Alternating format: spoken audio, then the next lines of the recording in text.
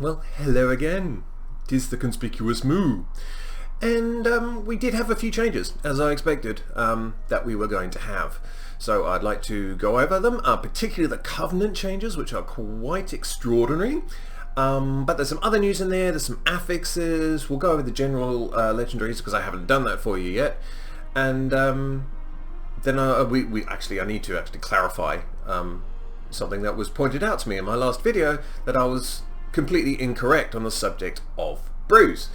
I was under the assumption, incorrectly as it turned out, that because we had Iron Skin Brew removed and we only had Purifying Brew and this 30-second Celestial Brew, that somehow we were going to be drinking less brews overall. And a very nice man in the comments went and did some math and showed it to me, and then I went and tested it, and it is actually entirely correct that you will be chugging far more brews in the new build, in the Shadowlands build, than you were previously. So I'd like to thank him for pointing that out, because then I can correct that information and give it to you. And it's just a really good example of how I can say something that is clearly wrong, and then someone comes along and says, actually, you might want to change your opinion on that, and test it out, and he's absolutely right. So credit to him and thank him for his contribution. Bit of a surprise, I wasn't expecting it, but yeah, absolutely right. Anyway, let's move on to the good stuff. And by the good stuff, I mean the covenant changes. First of all, I think we need to deal with the potato in the room, which is Bone Dust Brew. Now, goodness gracious me, this has had a buff. So the brew itself is still 10 seconds, but it's now a 35% chance to actually proc in the first place, and it's also a 35% chance, which is an extra 10% worth of shadow damage and healing. That is a substantial buff in both cases, and it now makes it probably top 2 for me. I mean, I was already being fairly tempted by the Necrolord, and this is only really making that worse. I still don't see how I'm going to fit Fleshcraft in, but I don't have a chance to test it, so Feline Stomp didn't want to be left out of the action either. It's had its nature damage component increased by 31%, so yeah, it's another, that's 31% of attack power, yeah, so it's actually gone up by 50%. So the actual initial hit is going to be a lot stronger. It's now that's 3 times as strong as Breath of Fire initial hit, for the record. But the ability chance to reset has been reduced from 10% to 6%. So apparently it was just too good. It was proccing too much. So in the name of balance, they've reduced the chance for it to reset, but they've increased the initial damage. It's still very strong. It's still a very obvious pick if you just want to do AoE damage a lot. But it's still a welcome buff. We need all the damage we can get, so excellent. Weapons of Order, which is the Kyrian Covenant ability, actually hasn't changed all that much at all. What they've really done is reduce the cost of it. Everything else, it's still a 2-minute cooldown, still 10% mastery, still got that stacking 5% up to 5 times damage increase from your damage only. So yeah, so no real major changes there. Boring Order. Did I say boring? I meant Fallen Order. It's no longer a mirror, it's a Mystic Portal. Okay, and it will summon 12 spirits over the 24 seconds, and it's had a slight increase in its actual cost. It didn't cost anything to cast, but they've now changed it to 2% of base mana, which makes you wonder why they did it in the first place, because that's not really a lot anyway. It's still rubbish. So yeah, overall, I mean, those Covenant changes, particularly Bone Dust Brew, it puts me in the problem that I've been warning them about, which is I might end up choosing a Covenant based upon the class ability and not upon the aesthetics and the one that I really wanted to join. We'll just have to see how this shakes out. This is a numbers tweak. They're apparently going into tuning stage now. That was one of their blue posts, which means they're not going to do an awful lot more when it comes to the actual mechanics. So what we've got now is pretty much what we're stuck with. if they're saying they're going to the tuning stage now, which is disappointing, but okay, you know, we'll work with what we've got. Now to a little bit of Mythic Plus. If you've been following at all, there is a new seasonal affix for Mythic Plus coming in Shadowlands called Prideful. I will just pull this up. So the new affix Prideful, every 20% of the trash that you kill, a manifestation of pride will spawn up.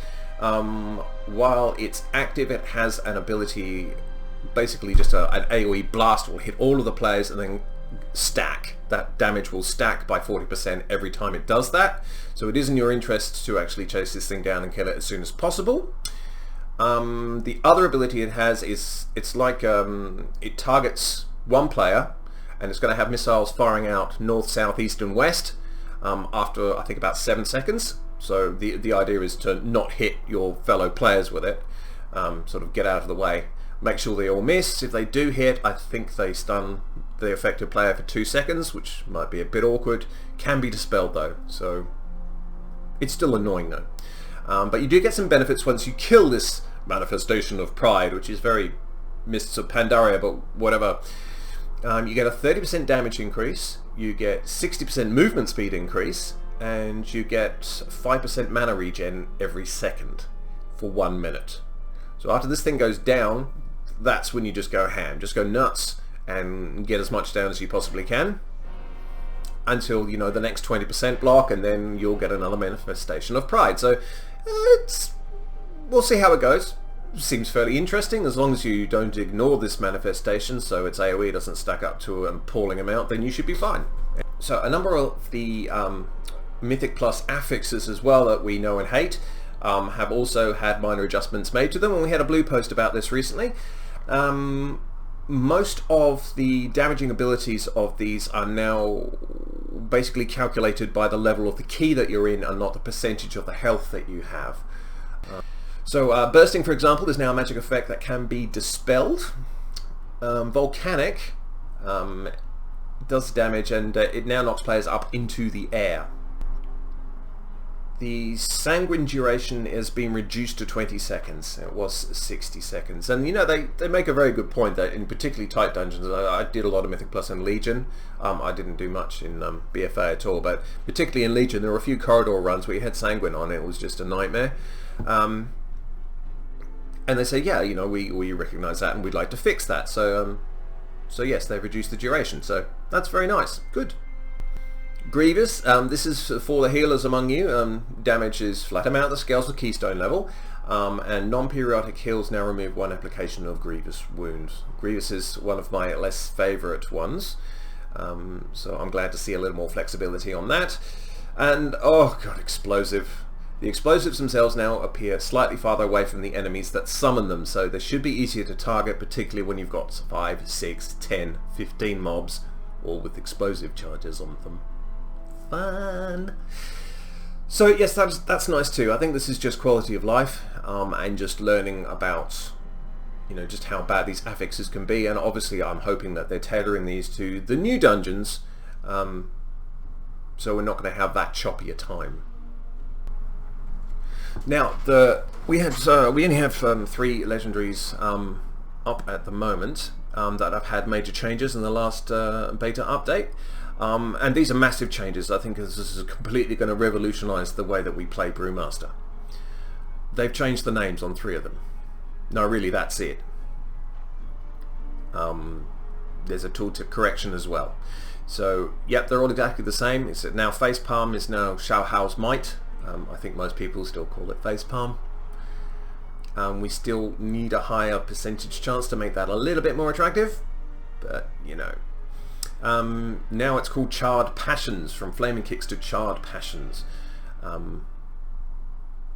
Okay. And Stormstout's Last Keg is its new name. It's no longer a Last Gasp. It's his last keg. So, okay, it's still the best legendary by some distance, so, yeah. You could have done some Brewmaster tuning or something instead of coming up with new names, but okay, whatever. I just want to quickly go over the general legendaries. These are legendaries available to all monks. Because in a previous video I just went, no, I'm not I'm not talking about them, they're just terrible. And they're slightly less terrible now. So Fatal Touch, the Touch of Death cooldown is reduced by 60 seconds. That could be very useful just as a flat damage increase. Of course, when you use Touch of Death, 200% of the damage is cleared off your stagger as well, so it also has a defensive benefit. So it's okay. It's definitely not a first pick, but you know. Invoker's Delight, you gain 12% haste for 15 seconds after summoning your Celestial. No. Sorry. To me, haste is still worst, so I would never ever pick that, unless, you know, I lost a bet or something. And Rollout has had Chi Torpedo added to it now, which is definitely a good thing.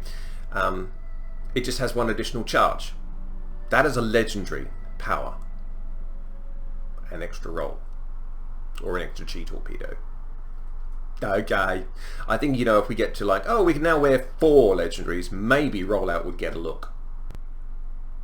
Finally in this video, we just need to go over secondary stat changes that Blizzard are implementing, which is basically once you get past a certain threshold, then you're starting to experience diminishing returns. This basically means that you can't stack versatility, for example, because once you go past 25% versatility, you'll get less bang for your buck, basically. All the way up to 106%. Is that even possible? I didn't know it was possible. Yeah, 106% you don't get any more benefit from the stat that you're stacking. I've not been a stacker myself, so I don't see that this is going to be a massive problem for me. Yeah, I've got the penalties up for you. So 0 to 25%, no penalty at all. From 25 to 34%, 10% penalty. So you'll get 10% less rating in that bracket, and then you get 20% less rating from 34% to 42%, and so on and so on. I know what they're trying to do here, where they're trying to take away like the massive eye level inflation, etc., that you get towards the end of an expansion, but you know, you might actually be better served, Blizzard, by doing something like, oh, I don't know, taking away 2 of the difficulty levels on raids and halving the eye level inflation from there. Just saying, you probably don't need 4 tiers. Anyway, so yes, there are a few changes there. Go Bone Dust Brew. It's the new front runner. Oh, I don't want to be a Necrolord. I'm going to fight it. Anyway, I am the Conspicuous Moo, and a very good day to you.